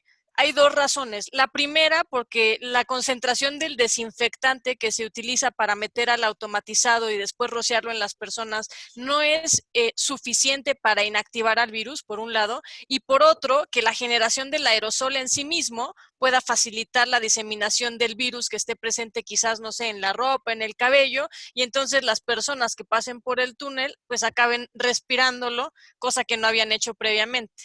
Entonces, al final acaba dando una sensación de esto de que hemos venido hablando de falso cuidado, una estrategia como de falsa seguridad y a lo mejor incluso generar que las personas descuiden las otras medidas básicas de prevención que sí han mostrado su eficacia, ¿no? Como no te toques la cara y lávate las manos, que son las principales en este caso. Muy bien. Agregando algo a este comentario, doctora María Fernanda, por ejemplo, en mi consultorio en particular, cada semana estamos previendo la sanitización de las instalaciones con aldehído fórnico en solución hidroalcohólica. Es un esterilizante específico que se ocupa para precisamente desinfectar superficies, pero realmente nosotros, a pesar de que queremos hacer esto para prever de seguridad al paciente, a los pacientes que lleguen a estar aquí de forma flotante, circulante, realmente es una desinfección o una sanitización muy rápida que se pierde en cuestión de instantes. O sea, van, te sanitizan, pero entra la gente de la calle con las gotas, con el calzado infectado, con la ropa infectada, con las manos infectadas, con todo el cuerpo ya habiendo manipulado cara, nariz, ojos, boca, que realmente se pierde en un abrir y cerrar de ojos. Entonces, realmente la sanitización ahorita, a pesar de que sí se está tratando de mantener esa inocuidad en las instalaciones, no es totalmente fiable, no está totalmente proviendo de una seguridad al paciente. Entonces yo creo que sí hay que atenernos a lo que, como usted menciona, doctora María Fernanda, las prácticas sanitizantes que ya están demostrando su efectividad, que es el correcto lavado de manos, el constante correcto lavado de manos, el uso de gel antibacterial, el sano distanciamiento para público en general, 1 metro y medio, y para personas que trabajan en cuestiones de salud, 2 metros, ¿no?, del paciente. Entonces, esto creo que es algo que hay que mencionar. Muchas gracias por su aporte. Y algo que quisiera es la participación nuevamente de la epidemióloga, Salma, la doctora Salma, que nos está acompañando ahorita, para la resolución o el comentario de algo que nos están, que el doctor Irving citó y la doctora María Fernanda también comentó, que es una emergencia sanitaria por causa de fuerza mayor. Ese fue el nombre que se emplearon para la declaración de esta pandemia en México. ¿Qué tan impactante para el público o qué tan importante es que se le llame así a esta pandemia, una emergencia sanitaria por causa de fuerza mayor?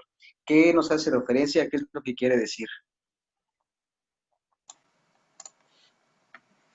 Hola, ok. Sí, también eso es algo muy importante. Este término que usa la Organización Mundial de la Salud es emergencia en salud pública de importancia internacional, pero ya al momento de hacer la traducción, algunos países la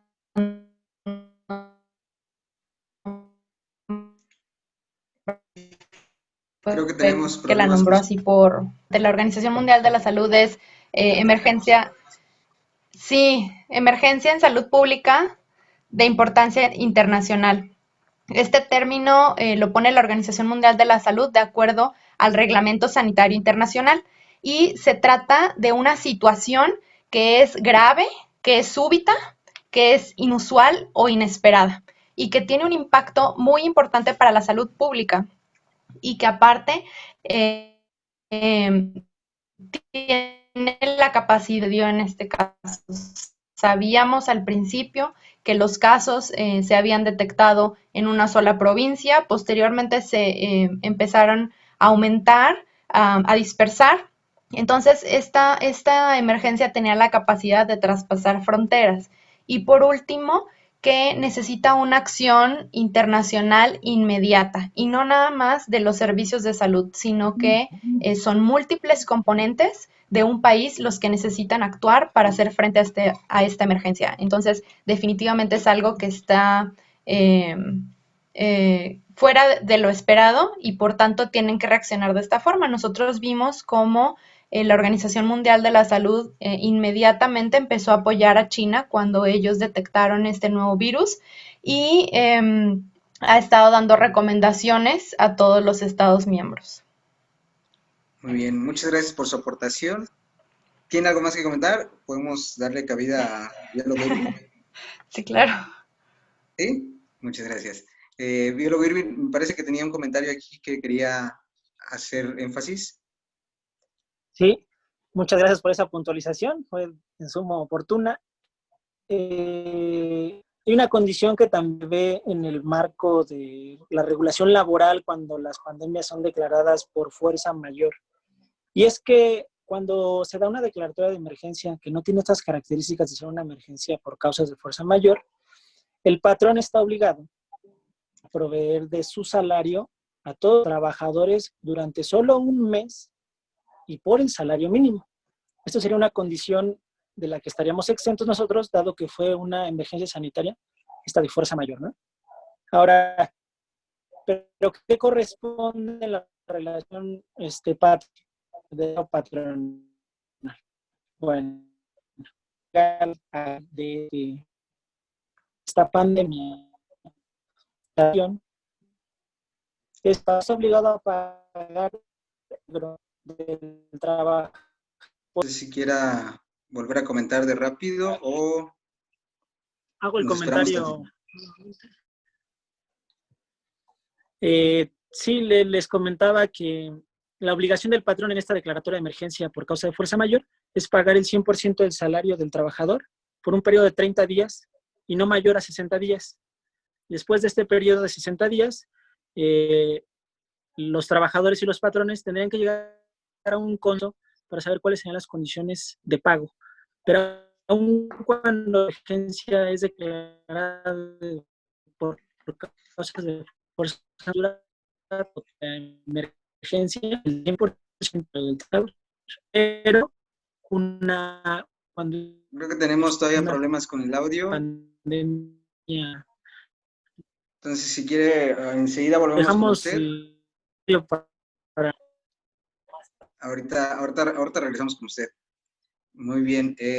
Algo que también quería resolver y que no lo están comentando aquí, pero se me hace muy curioso, muy chistoso y a lo mejor nadie se atreve a preguntar, pero ¿qué pasa con la venta del líquido de la rodilla derecha en específico, que vale más?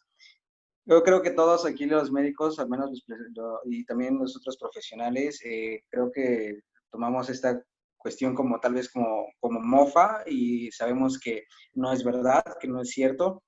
Sin embargo, quisiera, no sé, ustedes como profesionales de la salud, ¿quién pudiera recalcar o desmentir cuál es esta situación acerca de la extracción del líquido sinovial de los pacientes? No sé si quiera ayudarme alguno de los médicos. Doctor Revuelta. La verdad es que sí da mucha risa, pero bueno. El líquido que para el público en general, en las rodillas tenemos líquido que se llama líquido sinovial, que en procesos inflamatorios de distintas causas, ya sea por golpes, por infecciones o por algunas enfermedades autoinmunes, se inflama la rodilla, se genera mucho líquido que comprime la rodilla y es necesario sacarlo de una forma terapéutica, es decir, como tratamiento. Entonces, esa es la única indicación y también para diagnóstico, claro, para ver si está infectado. Esas son las únicas indicaciones, ya sea para disminuir el dolor, disminuir la inflamación y para un diagnóstico es la única indicación para sacar líquido de las rodillas. Ahora, esto que a veces escuchan de que plaquetas en las rodillas y esas cosas, eso no, la verdad es que eso está con muy poco nivel de evidencia. Entonces, bueno, a grandes rasgos, eso es lo que se hace en un procedimiento de extracción de líquido de rodillas. Muy bien, entonces es mentira que nos quieran sacar el líquido de la rodilla para venderlo. Yo. Totalmente falso.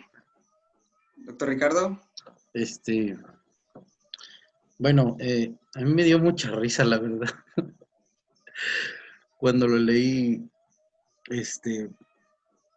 siempre que ves una noticia amarillista, uno se pregunta cuál es la dirección, ¿no? Yo entiendo que no todos sabemos de todo y todos somos ignorantes en muchas situaciones. Lo que me preocupa más es hasta dónde podemos llegar solo por querer opinar de algo que no conocemos. Y lo más preocupante es cómo la gente se aventura a hacer ese tipo de comentarios. Si yo no fuera médico, me preguntaría, ¿y qué caso tiene? ¿Cuál es la función?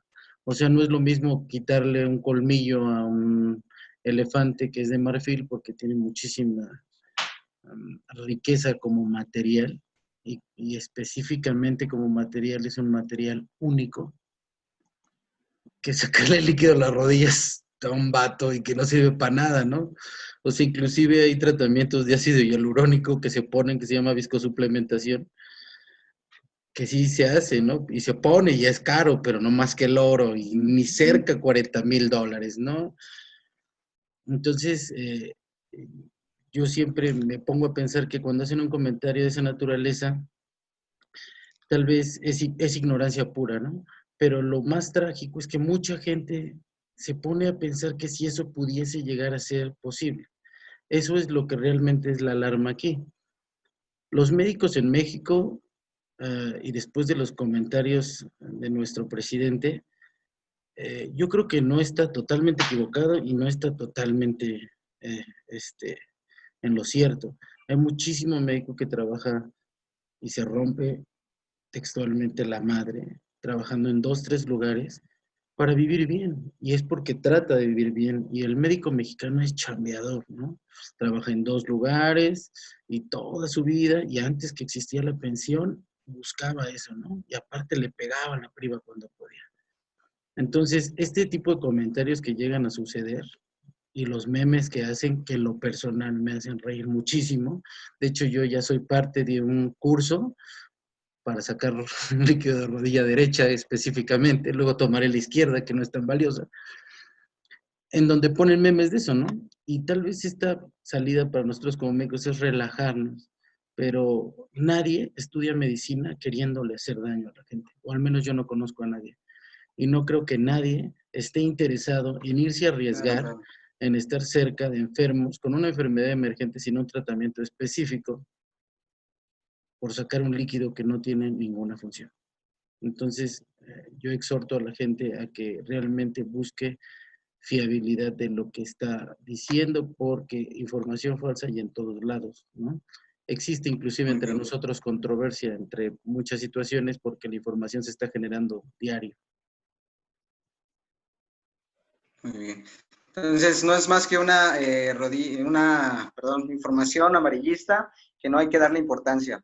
Muy bien, la doctora Salma Pacheco se tiene que retirar. No sé si quiera dejarnos con un comentario final antes de retirarse y yo creo que ya pronto también estaremos cerrando la sesión. Hola, muchas gracias. Sí, pues para agradecerles una vez más el espacio, el tiempo. Me tengo que retirar por cuestiones de tiempo. Pues nada, invitarlos a que sigamos haciendo promoción a la salud, a que no dejemos que la población general esté desinformada, sino que en cada uno de nosotros está la posibilidad de ayudar, de poner nuestro granito de arena y pues que sigamos también ayudándonos entre nosotros, el gremio médico, para poder ser más fuertes ante la población general. Muchas gracias. Muchas gracias por su participación, doctora Salma Pacheco. Créame que su aportación fue muy enriquecedora y espero que nos pueda acompañar en alguna otra sesión. ¿Vale? Claro que sí. Muchas gracias. Nos vemos. Bye. Hasta luego. Bueno, la doctora Salma entonces se tiene que retirar, pero ya en unos minutos vamos a acabar esta sesión. Vamos a responder unas cosas a grandes rasgos, las preguntas que se van a resolver. Finalmente, el doctor Luis Alberto Revuelta quería responder una pregunta. Adelante, doctor. Nada más la última pregunta, que es de Irving, acerca de qué posibilidad hay de que la cepa latinoamericana sea distinta a la que se originó en la pandemia de Wuhan. Hace 3 semanas, la UNAM y el INER ya descifraron el genoma completo de esta cepa mexicana y tiene 99.90 y tantos % de similitud con la de Wuhan. Entonces, los estudios que se estén haciendo en vacunas a nivel internacional podrían ser perfectamente extrapolables a la población mexicana. Muy bien, muchas gracias. Para el público en general, ¿alguna otra pregunta, algún comentario que haya que hacer? Adelante, abrimos el micrófono para quien quiera participar.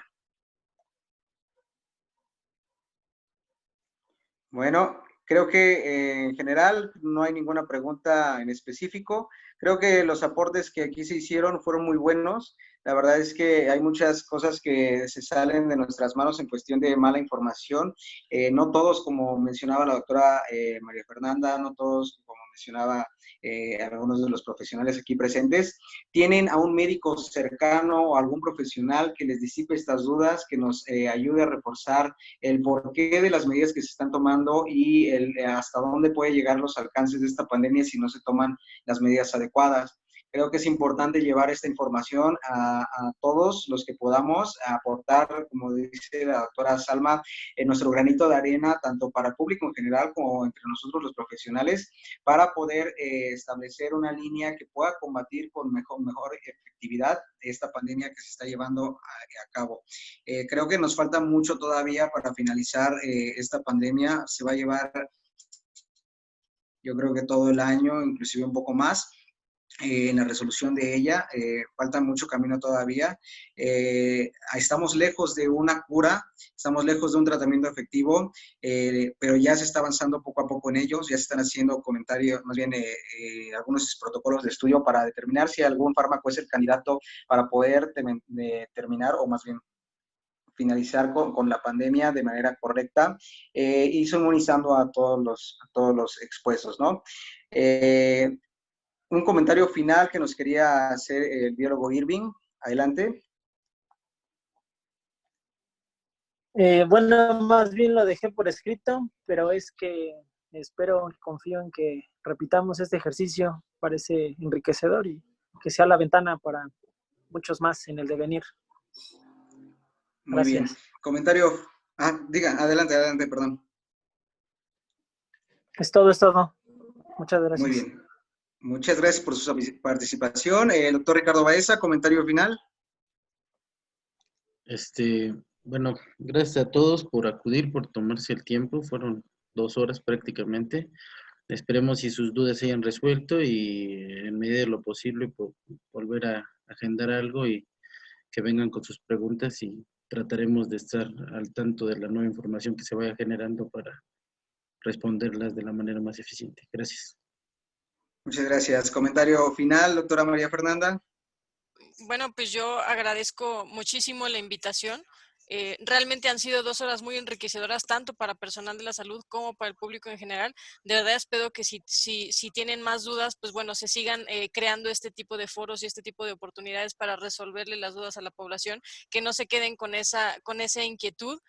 Y pues que sepan que todos los médicos estamos como poniendo el granito de arena para salir adelante. Entonces, pues tratar de dejar de lado esto que se ha venido incrementando recientemente, que son las agresiones al personal de salud, y tratemos de ver el otro lado, ¿no? El otro lado de que hay gente que estamos de verdad trabajando todos los días para que la gente sepa más, conozca más y cada vez hayan menos dudas.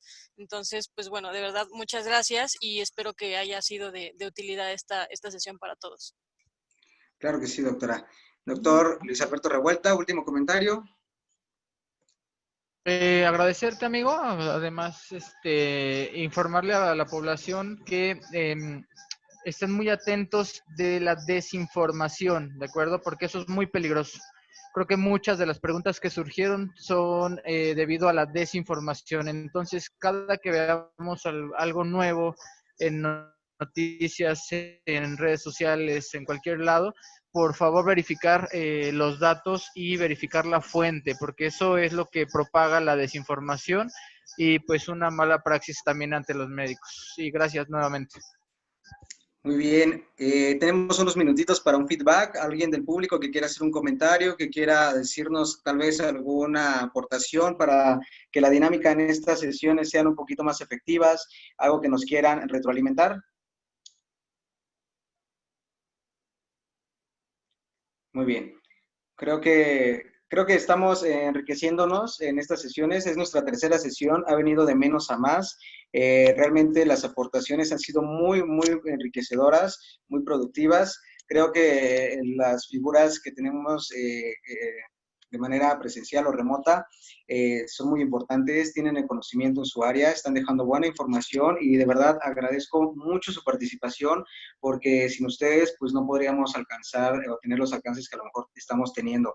Esperemos agendar semana con semana alguna sesión de este tipo y que ustedes sigan participando de manera activa. Creo que sería muy buena opción porque cada semana se está viendo nueva información, hay nuevos casos planteados, hay nuevas dudas planteadas, hay nuevas cuestiones que interrogar, ¿no? Entonces, muchas gracias por tu participación. Va a estarse publicando esta grabación, nos pasaremos el link para los que quieran verlo o compartirlo, y pues no hay nada más que decir. Muchas gracias por habernos acompañado estas 2 horas y espero que haya sido enriquecedor también para ustedes. Muchas gracias. Buenas noches.